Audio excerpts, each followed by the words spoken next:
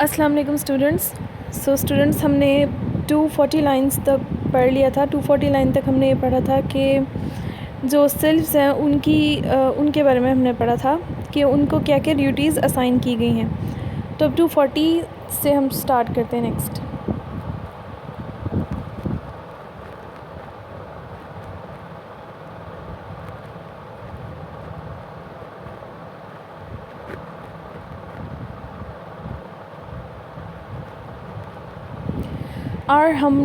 चलें स्टार्ट करते हैं। Our humbler province is to tend the fair. अब हमने देखा कुछ सेल्फ्स की ड्यूटी थी कि जो अपर प्योरेस्ट लेयर स्काई जो थी उसमें काम करती थी, जो कि प्लैनेट्स की, कॉमेट्स की, मीटर्स की मूवमेंट्स को सुपरवाइज़ करती थी। और फिर कुछ स्पिरिट्स जो थी जो थोड़ी लो लेवल की थी वो अर्थ की स्पिरिट्स थी, जो कि नेशंस को प्रोटेक्ट करती थी, जिनमें ब्रिटिश थ्रोन को प्रोटेक्ट करती थी। अब यहाँ पे वो बात करी है कि इन कुछ जो थोड़ी सी लो लेवल, थोड़ी सी लेसर लेवल की जो हैं स्पिरिट्स, उनकी क्या ड्यूटी थी। Our humbler province is to tend the fair, not a less pleasing though less glorious care. So here Sylph is saying, Ariel is saying कि हमारी जो ड्यूटी है, हम सिल्फ्स की जो ड्यूटी है वो क्या है, टू प्रोटेक्ट द फेयर और ब्यूटीफुल लेडीज़। फेयर और ब्यूटीफुल लेडीज़ को प्रोटेक्ट करना हमारी जो है वो ड्यूटी है। It is our duty to look after the welfare of beautiful ladies. ठीक है। नेक्स्ट लाइन में वो कह रहा है कि अब though our task is not less pleasing, इतना लेस प्लीजिंग नहीं है, दो लेस ग्लोरियस केयर, लेकिन ये थोड़ा सा लेस ग्लोरियस है। ये टास्क जो है थोड़ा सा ग्लोरी में कम है, डिग्निफाइड कम है, रिस्पॉन्सिबिलिटी, लेकिन ये लेस प्लीजिंग नहीं है। इसमें भी उतनी ही प्लेजर है जितना कि कोई और टास्क करने में प्लेजर है। नेक्स्ट है, दीज लाइन्स आर इम्पॉर्टेंट। जो नेक्स्ट लाइन्स है, टू सेव द पाउडर, और क्या हमारी ड्यूटी क्या है, to save the powder from too rude a gale. Too rude a gale means heavy wind. हमारा मकसद, जो हमारा काम है, रिस्पॉन्सिबिलिटी, एक तो ये है कि हमने जो फेयर लेडीज़ के चेहरे पे पाउडर होता है उसको बहुत ज़्यादा, जो रूड गेल होती है, तेज़ आंधी या हवा, उससे बचाना। Nor let the imprisoned essences exhale. Exhale होना, कह लें उड़ जाना, ख़त्म हो जाना। एसेंस का मतलब यहाँ फ्रेगरेंस है, परफ्यूम है, यानी कि जो परफ्यूम जो बॉटल के अंदर बंद हैं, इम्प्रिजनड बॉटल्स के अंदर बंद हैं, उनको उड़ने से बचाना हमारी ड्यूटी है। या इसका मतलब ये भी हो सकते हैं, एक इंटरप्रिटेशन इसकी ये भी हो सकती है कि जो परफ्यूम फेयर लेडीज़ ने लगाया होता है, जो खुशबू उन्होंने लगाई होती है, वो ख़त्म होने से रोकना होता है, वो प्रिजर्व करना होता है उसको। नेक्स्ट है, to draw fresh colours from the vernal flowers. Vernal flowers, vernal means spring flowers, जो ब्यूटीफुल स्प्रिंग के फ्लावर्स होते हैं। To draw fresh colours from, वहाँ से फ्रेश कलर्स लाना है ताकि वो ब्यूटीफुल लेडीज़ को उससे डेकोरेट कर सकें, उनके लिए वहाँ से फ्रेश कलर्स लाना है उनकी स्किन के लिए। टू स्टील फ्रॉम रेनबोज एर they drop in showers. Rainbow से जो है वो चुराना है कलर्स, रेनबो से ब्यूटीफुल कलर्स चुराना हमारा मकसद है, इससे पहले कि वो शॉवर्स के अंदर जाके गुम हो जाए। शॉवर्स यानी कि रेन हो जाए, रेन होने से पहले जो रेनबो के कलर्स हैं, इतने ब्यूटीफुल कलर्स हैं, हमारा मकसद जो है कि वो इससे पहले कि वो रेन में डिज़ोल्व हो जाए, उसको ब्राइटर स्किन लोशन जो लेडीज़ इस्तेमाल करती हैं उसके लिए वो कलर्स जो है वहाँ से लेना हमारा मकसद है रेनबो से। ठीक है।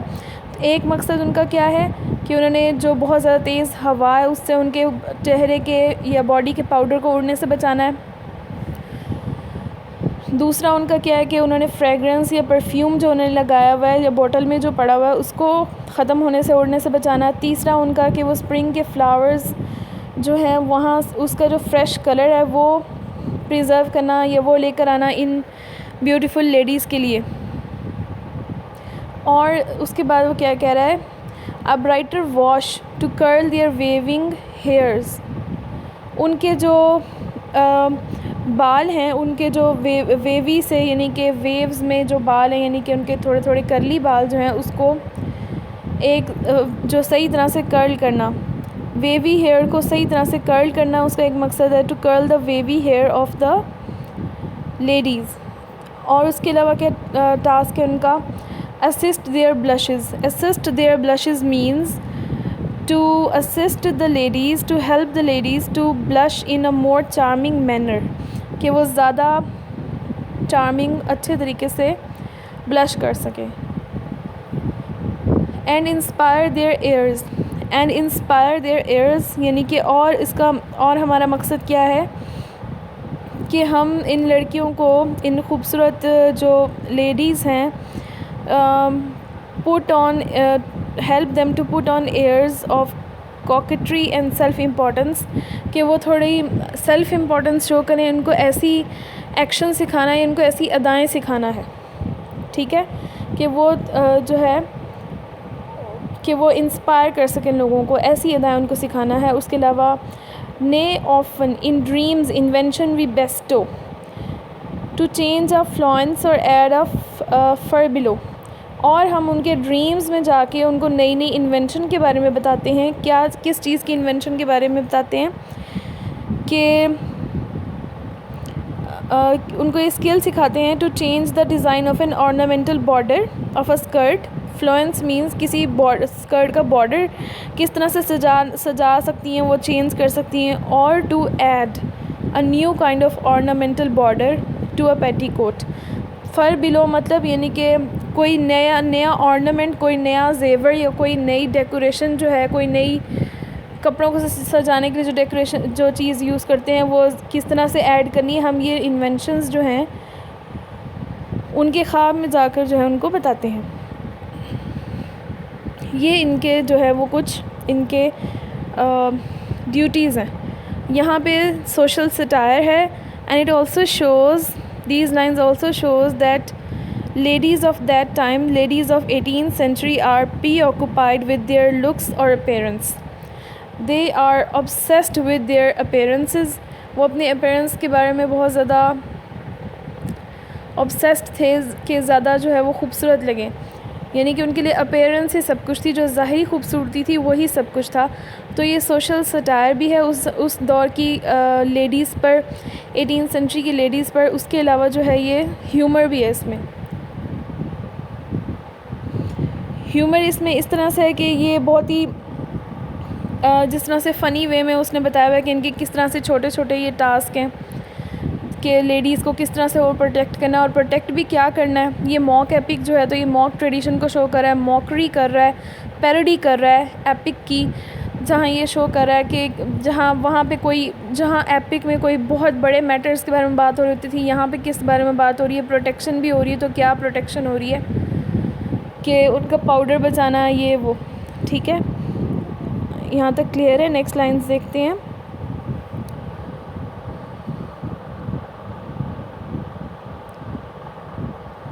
दिस डे, एक minute, this day black omens threat the fairest brightest fair. लेकिन आज के दिन कोई ना कोई डिज़ास्टर जो है वो थ्रेटन कर रहा है, हमें थ्रेट कर रहा है, हमें डरा रहा है कि इस ब्राइट लेडी के साथ कुछ, किसी ब्राइट लेडी के साथ कुछ होने वाला है। That ever deserved a watchful spirit's care. उस ब्राइट लेडी के साथ जिसने अपने आप को प्रूव किया है, who ever proved herself worthy of the protection of the spirits, जिसने अपने आप को स्पिरिट्स की प्रोटेक्शन के काबिल साबित किया है। सम डायर डिज़ास्टर, कोई ना कोई बड़ी क्लेमिटी या कोई ना कोई डिज़ास्टर, और बाय फोर्स और स्लाइट, वो कोई ना कोई डिज़ास्टर जो है वो होने वाला है, या तो वो बाय फोर्स होगा या फिर किसी फ्रॉड की वजह से होगा, ठीक है। नेक्स्ट लाइन है, but what or where the fates have wrapped in night. लेकिन कब और कहाँ ये फेट्स ने उनको बताया नहीं है। रैप्ड इन नाइट का मतलब यहाँ पे ये नाइट मतलब वाकई में नाइट नहीं है, यहाँ पे मतलब है छुपा हुआ है, ये पोशीदा है, ये बात वाज़े नहीं है कि क्या होने वाला है जी। नेक्स्ट लाइंस, जो कुछ लाइंस हैं ये बहुत इंपॉर्टेंट लाइंस है जो एरियल कह रही है। ये एरियल की बहुत मोस्ट फेमस लाइंस में से एक लाइन हैं ये लाइंस, जो मॉक एपिक ट्रेडिशन को जो है वो शो कर रही हैं, सटायर को शो कर रही हैं, सोशल सटायर को। तो स्टार्ट करते हैं। वेदर द निम्फ, अब वो now the sylph is going to talk about the possibilities, ठीक है, वो पॉसिबिलिटीज़ के बारे में बात करने लगी है. He is talking about possibilities of disaster. ठीक है, he is talking about possibilities in a very bitter way. Bitter remarks हैं और ये बिटर रिमार्क्स पोइट दे रहा है. इस पर देखते हैं ये क्या रिमार्क्स हैं. Whether the nymph means Belinda shall break Diana's law. Diana was a Greek goddess of virginity and chastity, जो कि अपनी वर्जिनिटी और अपनी चेस्टिटी, अपनी इज़्ज़त और आबरू, अपने ऑनर के लिए, रेपुटेशन के लिए, मॉरल ऑनर के लिए जो है वो मशहूर थी. ठीक है, तो यहाँ पे वो कह रहे हैं whether the nymph shall break Diana's law. या तो ये जो फेयर लेडी ब्लिंडा है ये डियाना का लॉ जो है वो ब्रेक करेगी. It means weather she will lose her virginity, weather she will lose her honor or her moral reputation, or she will suffer dishonor. Maybe she will suffer dishonor. या फिर क्या होगा, और some frail china jar receive a flaw. या फिर कोई नाजुक सा चाइना जार जो है, जार यानी जग जो है वो उस पर कोई फ्लॉ यानी उस पर कोई क्रैक आ जाएगा या वो टूट जाएगा. यहाँ पे पोप ने सटायर यूज़ किया है, सोशल सटायर है. उसके अलावा यहाँ पे उसने एक टेक्निक यूज़ की है जिसको ज़ूगमा टेक्निक कहते हैं. Zeugma means ZEUGMA, zeugma. Zeugma techniques means when you put something very grand with something really small. ठीक है, at the same level by the use of comma और यूज़ कर जैसे यहाँ पे और यूज़ हुआ है, कॉमा के बाद है और. ठीक है, whether the nymph shall break Diana's law, और या फिर क्या होगा.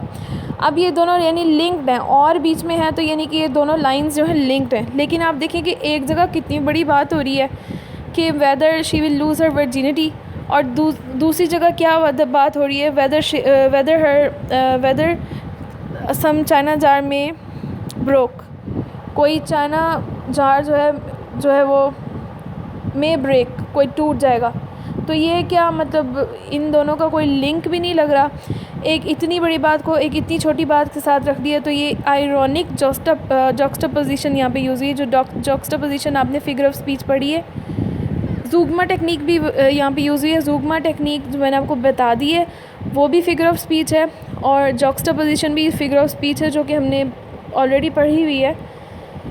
जब दो कंट्रास्टिंग आइडियाज़ आप एक साथ रख देते हैं तो उसको आप जॉक्स्टापोजिशन कहते हैं. यहाँ पे आयरनी भी यूज़ हुई है, सटायर भी यूज़ हुआ है, आयरॉनिक जॉक्स्टापोजिशन यूज़ हुई है, और ज़ूगमा टेक्निक यूज़ हुई है कि एक जगह इतनी बड़ी बात हो रही है और अगले ही लम्हे में इतनी ट्रिवियल सी बात हो रही है. नेक्स्ट लाइंस भी इसी तरह हैं कुछ जो, और ये बहुत इंपॉर्टेंट लाइंस है. ये मॉक एपिक ट्रेडिशन को भी शो करिए क्योंकि ये मॉकरी है एक तरह से, पैरोडी है एक तरह से. और स्टेन हर ऑनर और हर न्यू ब्रोकेड, या अपने उसके ऑनर पर, उसकी मॉरल रेपुटेशन पर, उसकी वर्जिनिटी पे कोई दाग लगेगा. और her new brocade means her new silk dress और हर न्यू गाउन. ठीक है, तो whether she will suffer dishonour और her new brocade gown will receive a stain. ये यहाँ पे बात हो रही है, या तो उसको डिसऑनर का सामना करना पड़ेगा या उसका गाउन जो है उस पर कोई स्टेन लगेगा, जो कि अगेन जो है एक बहुत बड़ी बात के साथ एक छोटी सी बात को रखा गया. नेक्स्ट लाइन है forget her prayers, may be she will forget her prayers. जो वो दुआएं मांगती है, वो इबादत करती है, वो शायद भूल जाएगी. और miss a masquerade means a ball, a party, a dance party जिसमें मास्क पहने होते हैं, तो उसको मास्क्यूरेड कहते हैं, मास्क्ड डांस. ठीक है, whether she will forget to say her daily prayer or she will miss a masked party, mask dance ball. Okay, or lose her heart, या फिर वो अपना जो है लूज़ हर हार्ट मतलब या अपना वो दिल किसी को दे देगी, और नेकलेस, या उसका नेकलेस गुम जाएगा. Maybe she lose her heart too, और या फिर maybe she may lose her necklace, या अपना नेकलेस गुम कर देगी. या फिर अपना दिल जो है वो किसी को दिल गुम करने का मतलब ये है कि मे बी वो किसी लवर के झांसे में आ जाएगी, ये यहाँ पे ये बात हो रही है। तो यहाँ एक तरफ इतनी बड़ी बात हो रही है, दूसरी तरफ इतनी छोटी सी बात हो रही है, उसके साथ ट्रिवियल सा रिमार्क्स जो है वो जोड़ा गया है। तो ये पोइट के बिटर रिमार्क्स हैं और यहाँ मॉक एपिक ट्रेडिशन जो है वो यूज़ किया हुआ है। मॉक कर रहा है वो, एक तरह से मॉक क्यों कर रहा है वो मैं आपको बताती हूँ।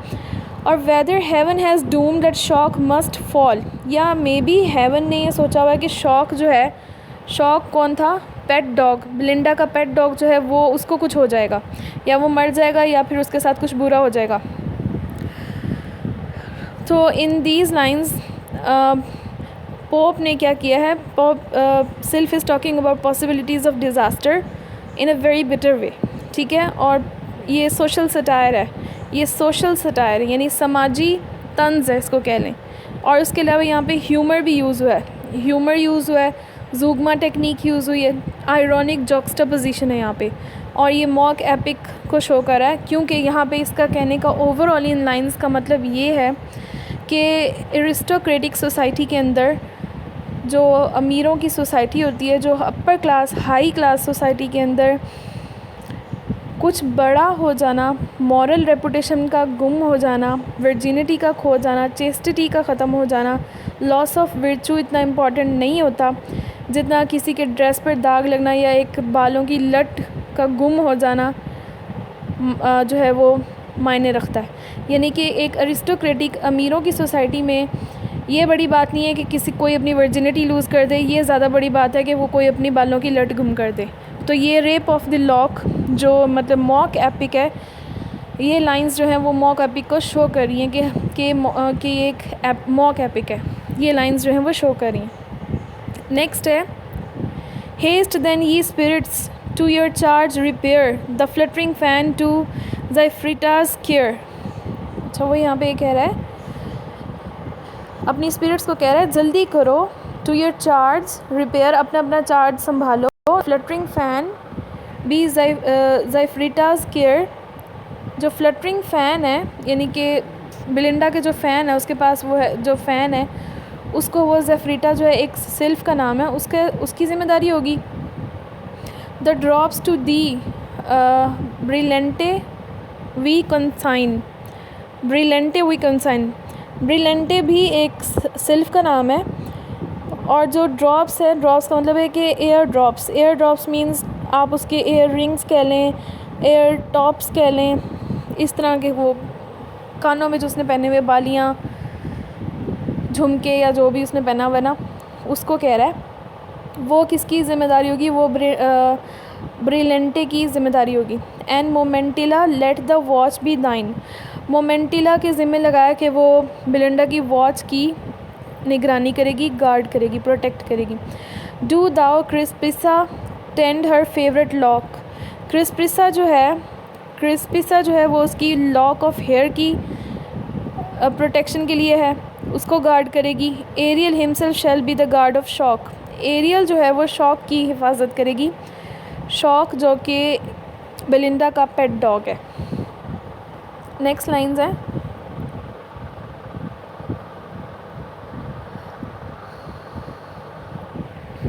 To 50 chosen sylphs of special note, we thrust the important charge, the petticoat.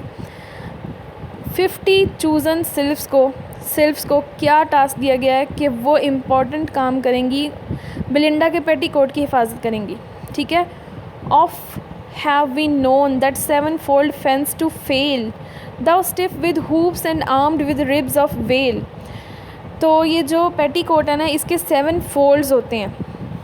तो ये जो 7 फोल्ड्स हैं तो कह रहे कि अक्सर जो है वो हालांकि हूप्स उस पर लगी होती हैं, वेल मीन के वेल बोन उसके ऊपर लगी होती है उसकी रिब्स पे, लेकिन फिर भी जो है ना उसको हिफाजत की ज़रूरत है। उसके 7 फोल्ड्स होते हैं, फोल्ड्स फेंस टू फेल, यानी कि फिर भी उसको ज़रूरत पड़ जाती है, उसको जो है देखभाल की ज़रूरत पड़ जाती है, इसलिए उसकी देखभाल के लिए जो है 50 सिल्फ्स की ज़रूरत है। Form a strong line about the silver bound, तो कह रहे कि let these 50 sylphs form a powerful line of defense about the silvery boundaries of the petticoat and guard the wide circumference around and protect its wide circumference in case of any possible assault. कोई भी बुरा होने लगे तो उसका circumference है उसको protect करेंगी 50 ये सिल्व्स जो है उसके पेटीकोट की हिफाजत करेंगी. इधर हमने ये भी देखने को मिलता है कि pope is observing the human body very minutely. He is minutely observing the females body कि उसके फ़ीमेल ने क्या क्या पहना हुआ है. उसने बहुत ज़्यादा माइन्यूट डिटेल्स दी हैं. उसने बहुत ज़्यादा माइन्यूटली ऑब्ज़र्व किया है कि फ़ीमेल्स क्या क्या पहनती है. उसने अपने सोसाइटी में बहुत ज़्यादा उसने अच्छे तरीके से गौर किया. नेक्स्ट लाइन्स हैं what ever spirit careless of his charge. अब आगे वो हमें ये बताने लगा है कि जो भी स्पिरिट जो है अपने काम जो पूरी सही तरह से नहीं करेगी उसके साथ क्या होगा.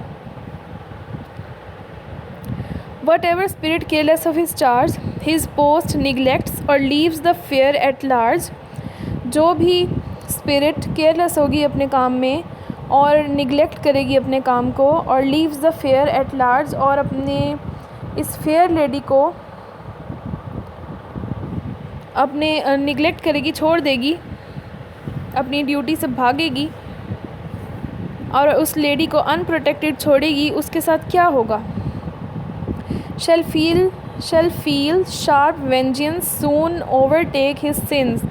जल्द ही उसके गुनाहों का उसको बदला मिलेगा. be stopped in veils का मीनिंग है कि she or he shall be imprisoned in a bottle. उसको बॉटल में बंद कर दिया जाएगा. और transfixed with pins मतलब pierced with sharp pins. उसको सुइयाँ चुभाई जाएंगी या सुइयों के साथ उसको बांधा जाएगा. सुइयों के साथ पिन्स वही वो जो लेडीज़ की पिन्स होती हैं वो चाहे वो हेयर पिन्स जो यूज़ करती हैं या अपनी ड्रेस पे जो पिन्स यूज़ करती हैं वो. और plunged in lakes of bitter washes lie. अब प्लंज्ड होता है डुबोई जाएंगे डिप की जाएंगी. लेक्स ऑफ बिटर वॉशेस किस में डुबोई जाएंगी. In the depths of the bitter skin lotions. लड़कियों के जो स्किन लोशन होते हैं एंड उसमें उनको डुबोया जाएगा. और वेस्ड होल एजेस इन अ बॉटकिन्स आई. और तमाम उम्रें गुजर जाएंगी एजेस गुजर जाएंगी वो उसके अंदर रहेंगी. किसके अंदर. बॉटकिन्स आई होती है सुई का वो हिस्सा जिसमें धागा डालते हैं. तो यानी कि वो जो छोटा सा ऊपर आँख नहीं होती उसकी सुई की या फिर हेयर पिन की. हेयर पिन हो सकती है ड्रेस की कोई पिन हो सकती है. जो पिन्स होती हैं जो लेडीज़ अपने ड्रेसेस में यूज़ करती हैं अपने बालों में यूज़ करती हैं उसकी जो छोटी सी अंदर सुराख उसके अंदर होता है वो जो छोटी सी आई होती है उसकी. या फिर जो सुई वैसे आपने देखी होगी उसके अंदर जो उसकी आई होती है छोटी सी उसकी आँख होती है जिसके अंदर आप धागा डालते हैं उसके अंदर उसको जो है फंसा कर उसको सारी उम्र वहीं पे रखा जाएगा उसको. पनिशमेंट्स भी काफ़ी फ़नी है इनकी. तो अच्छा आगे देखें. Gums and pomatums shall his flight restrain. Gums and pomatums. Gums गए पेंट्स स्टिकी पेंट्स जो फीमेल्स अपने मेकअप में कहीं यूज़ करती हैं.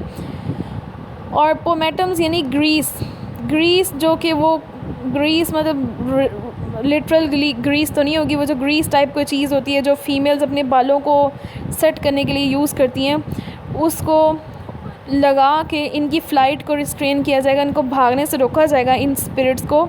While clothed means while in captivity he beats his silken wings in vain. वो अपने जो सिल्क के बने हुए विंग्स हैं फड़फड़ाते फिरेंगे बट इन वेन कोई फ़ायदा नहीं. लेकिन और alum styptics with contracting powder. Alum styptics कुछ होते हैं जो यूज़ होते हैं अक्सर ब्लीडिंग वगैरह को रोकने के लिए. तो उसके साथ कॉन्ट्रैक्टिंग पावर होता है. कॉन्ट्रैक्ट होता है यानी कि उसकी शॉर्ट कर देना उसको सुकड़ जाना. Shrink his thin essence like a rivelled flower. तो एलम को यूज़ करके क्या किया जाएगा. कॉन्ट्रैक्टिंग पाउडर यूज़ करके उनकी एसेंस उनका वजूद जो है उसको श्रिंक कर दिया जाएगा लाइक अ राइवल्ड फ्लावर. राइवल्ड यानी कि मुरझाया हुआ कह लें रिंकल्ड फ्लावर. उसकी तरह उनको जो है वो उनकी जो एसेंस उनका वजूद जो है वो श्रिंक कर दिया जाएगा. or as Axion fixed, the wretch shall feel the giddy motion of the reeling mill. ये एक्जियन जो है ये ग्रीक मिथोलॉजी में का कोई रेफरेंस है, ग्रीक मिथोलॉजी का। और इसमें हुआ ये था, एक्जियन जो था ये जूस जो था, गॉड जूस जो था, उसकी वाइफ हेरा पे इसकी बुरी नज़र थी, जिसकी वजह से जूस ने इसको पनिश किया था। और पनिश इसको कैसे किया था कि इसको हेल में आई थिंक डाल दिया था और उसमें व्हील के साथ बांध दिया था इसको। तो यहाँ पे उसी का रेफरेंस दिया गया है यहाँ पे कि कह रहा है जैसे उसको फिक्स कर दिया था ना व्हील के साथ और घुमा, ताकि वो सर्कुलर मोशन में घूम घूम के रोटेशन की वजह से जो है वो उसका जो है दिमाग घूम जाए। तो इसी तरह इस स्पिरिट के साथ किया जाएगा, उसको रीलिंग मिल के अंदर डाल दिया जाएगा ताकि उसको जो मोशन गोल गोल जो मोशन दिया जाएगा, हरकत दी जाएगी, उसकी वजह से उसको चक्कर आए। In fumes of burning chocolate shall glow, burning chocolate के फ्यूम्स यानी कि जो वेपर्स निकलेंगे उसके अंदर उसको डाला जाएगा, shall glow and tremble at the sea that froths below. और क्या होगा कि वो अपने नीचे जो है डर से बॉइलिंग लिक्विड को देख के डर से कांपेगी। बॉइलिंग लिक्विड होगा भी किस चीज़ का, बर्निंग चॉकलेट का। ठीक है, ये भी फ़नी चीज़ है, यहाँ पे भी ह्यूमर यूज़ हुआ है। और द निगलेक्टफुल, यहाँ पे कहा जा रहा है कि neglectful sylph will be made to burn in the fumes rising from the burning chocolate while he trembles with fear to see the boiling liquid below. अपने नीचे बॉइलिंग लिक्विड देख के वो ट्रेम्बल करेगा, वो शिवर करेगा, कांपेगा। ठीक है, आई होप इतना क्लियर है। तो ये जो है यहाँ पे भी सटायर ही यूज़ हुआ है कि उनकी पनिशमेंट्स जो हैं, क्योंकि मॉक एपिक है तो उनकी पनिशमेंट्स भी ऐसी हैं कि उनको क्या पनिशमेंट्स दी जाएंगी। नेक्स्ट लाइन्स हैं, he spoke the spirits from the sails descend. He spoke, this is what Ariel said. Okay, ये एरियल ने कहा था, the spirits came down from the sails. Spirits जो थी वो सेल के पास जो है, डाउन फ्रॉम द सेल से उसके पास आ गई। Some orb in orb means hover around, to surround कह लें। Some of them surrounded the beautiful Belinda in circles around the nymph extend. Nymph कौन है? बिलिंडा। एक्सटेंड उसके गिर्द जमा हो गई, होवर करने लगी, घूमने लगी, सर्कल लगाने लगी, चक्कर लगाने लगी। सम thread the mazy ringlets of her hair. Ringlets यानी कि वो जो उसकी भूल भुलैयाँ हैं उसके बालों की, क्योंकि उसके कर्ली हेयर हैं। असल में जिनके कर्ली नहीं भी होते थे उस ज़माने में वो कर्ल्स करते थे। अगर आपने कोई ब्रिटिश मूवीज़ देखी हैं जो पीरियड मूवीज़ जिसको कहते हैं, जिसमें कोई पुराना ज़माना दिखाया जाता है ब्रिटिशर्स का, तो उसमें आपने देखा होगा कि हीरोइंस के बाल जो थे वो कर्ली होते थे ज़्यादातर के, तो वो किए जाते थे। ये उस वक्त फ़ैशन होता था 18th सेंचुरी में specially. Okay, some in orb around the nymph extend, some thread the mazy ringlets of her hair. कुछ उसके बालों के कर्ली बालों के गिर्द जमा होगी, कुछ जो सिल्व्स थी। Some hang about the pendants of her ear. उसके कान के अंदर जो पेंडेंट उसने पहना हुआ था, यानी कि जो भी उसने टॉप्स पहने हुए थे या बालियाँ जो भी पहना हुआ था, पेंडेंट पहना हुआ था, उसके गिर्द जमा होगी उसकी हिफाजत के लिए। With beating hearts the dire event they wait, anxious and trembling for the birth of fate. उनके दिल धड़क रहे थे क्योंकि वो जो मिसफॉर्चून होने वाली थी उसका वेट कर रहे थे कि क्या होता है। वो एंशियस थे, बहुत ज़्यादा उनको परेशानी थी और वो कांप रहे थे कि अब फेट जो है क्या हमें दिखाने वाला है। ठीक है, they waited anxiously and trembling for the fate to reveal its purpose. Fate जो है उनको क्या दिखाने वाला है वो देखने के लिए उनके दिल जो थे वो ज़ोर ज़ोर से धड़क रहे थे।